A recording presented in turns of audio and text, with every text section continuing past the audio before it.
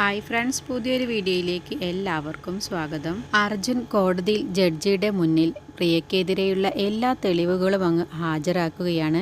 പിന്നീട് പൂജയുടെ സ്ഥാനം തട്ടിയെടുക്കാൻ നോക്കിയതിനെക്കുറിച്ചും കോടതിയിൽ അങ്ങ് ബോധ്യപ്പെടുത്താൻ കേട്ടോ.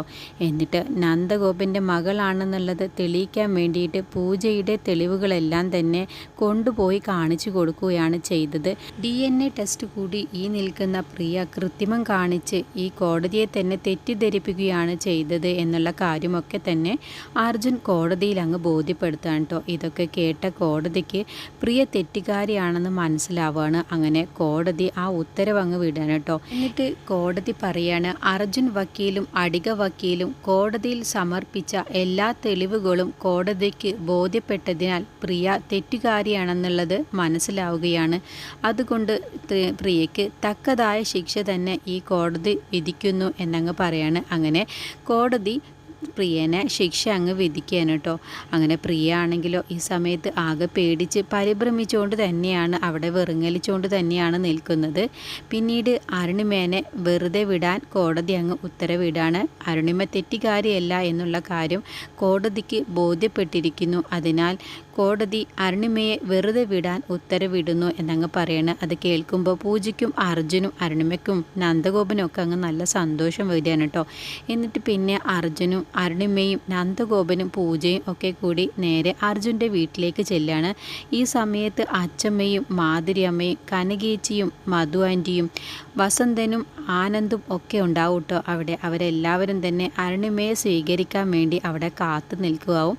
എന്നിട്ട് അച്ചമ്മ അരുണിമേനെ ആരതി ഒഴിഞ്ഞുകൊണ്ട് തന്നെയാണ് കേട്ടോ അകത്തേക്ക് കയറ്റുന്നത്. അങ്ങനെ അരുണിമയാണെങ്കിൽ സന്തോഷവും സങ്കടത്തോടു കൂടിയും ഒക്കെയാണ് കേട്ടോ ആരതി സ്വീകരിച്ച് അകത്തേക്ക് അങ്ങ് കയറിപ്പോകുന്നത്. ആ സമയത്തൊക്കെ അരുണിമയുടെ മനസ്സിൻ്റെ ഉള്ളിൽ ഒരു സങ്കടം അങ്ങ് അവശേഷിക്കുന്നുണ്ട്. നന്ദേട്ടനുമായി എനിക്ക് സ്നേഹത്തോടെ ഒത്തൊരുമിച്ച് ജീവിക്കാൻ കഴിയില്ലല്ലോ എന്നുള്ള ആ ഒരു സങ്കടം അരുണിമയുടെ മനസ്സിലുണ്ട് കേട്ടോ. നന്ദേട്ടനോട് അത്രയ്ക്കധികം ദേഷ്യമാണ് എൻ്റെ മനസ്സിൻ്റെ ഉള്ളിൽ ഉള്ളത് എന്നുള്ള ആ ഒരു ചിന്തയുണ്ട്. പക്ഷേ എൻ്റെ പൂജ മോൾക്ക് വേണ്ടി മാത്രമാണ് ഞാനിപ്പോൾ ഇവിടേക്ക് വന്നത് എന്നുള്ളതും നന്ദേട്ടനുമായി അങ്ങ് അഡ്ജസ്റ്റ് ചെയ്ത് ജീവിക്കാം എന്നുള്ള ആ ഒരു ധാരണയിൽ തന്നെയാണ് അരുണിമ അവിടേക്ക് വന്നിട്ടുണ്ടാവുക. പൂജയുടെ സന്തോഷത്തിന് വേണ്ടി മാത്രമായിരിക്കും അരുണിമ മനസ്സോടെ നന്ദൻ്റെ കൂടെ ജീവിക്കാം എന്നൊക്കെ അങ്ങ് സമ്മതിക്കുന്നത്. പക്ഷേ നന്ദനെ അങ്ങ് അരുണിമയ്ക്ക് ഉൾക്കൊള്ളാൻ തന്നെ കഴിയില്ല കേട്ടോ.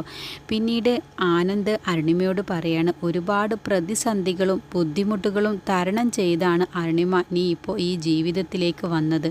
അതുകൊണ്ട് തന്നെ ഇനി മുതൽ നിൻ്റെ ജീവിതം സന്തോഷവും സമാധാനവും നിറഞ്ഞതാവട്ടെ എന്നങ്ങ് ആനന്ദ് അനുഗ്രഹിച്ച പോലെ അങ്ങ് പറയുന്നുണ്ട് കേട്ടോ. എന്നിട്ട് അരുണിമയെ വിളക്കൊക്കെ കൊളുത്തിയ ശേഷം അരുണിമയെ അകത്തേക്ക് അങ്ങ് അച്ചമ്മ സന്തോഷത്തോടു കൂടി ആരതിയൊക്കെ ഒഴിഞ്ഞിട്ട് അകത്തേക്ക് അങ്ങ് കയറ്റി കൊണ്ടുപോവാണ്.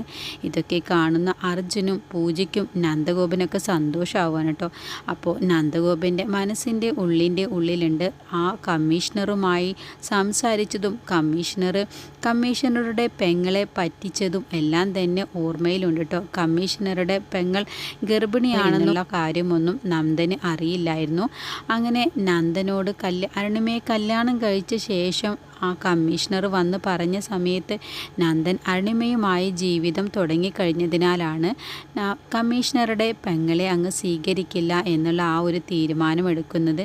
അപ്പോഴൊന്നും നന്ദന് കമ്മീഷണറുടെ പെങ്ങൾ ഗർഭിണിയാണെന്നോ ഒന്നും അറിയില്ലായിരുന്നു. ഇനിയുള്ള എപ്പിസോഡുകളിൽ നന്ദൻ്റെ ജീവിതത്തിൽ സംഭവിച്ച എല്ലാ കാര്യങ്ങളും നന്ദൻ അർജുനോട് വിശദമായിട്ട് തന്നെ പറഞ്ഞു കൊടുക്കും.